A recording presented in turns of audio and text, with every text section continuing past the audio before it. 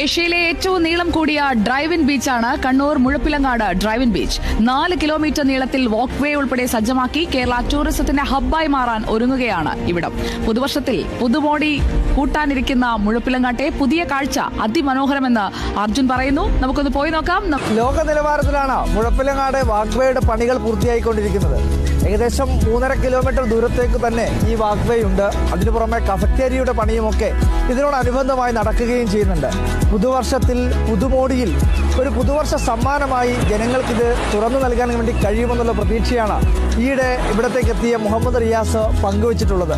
എന്തായാലും ജനങ്ങൾക്ക് അഭിമാനിക്കാം, ഇവിടത്തേക്ക് എത്തുന്ന സഞ്ചാരികൾക്ക് ആസ്വദിക്കാം. ദുബായിലും സിംഗപ്പൂരിലും കാണുന്ന ലോക നിലവാരത്തിലുള്ള വാക്ക് വേ, ഒപ്പം തന്നെ കഫറ്റേരിയ, KTDCയുടെ 3 star hotel, Dharmadam Muzhappilangad tourism വികസന പദ്ധതിയിൽ 233 കോടി രൂപയാണ് പദ്ധതിക്ക് വേണ്ടി ആകെ ചിലവഴിക്കുന്നത്.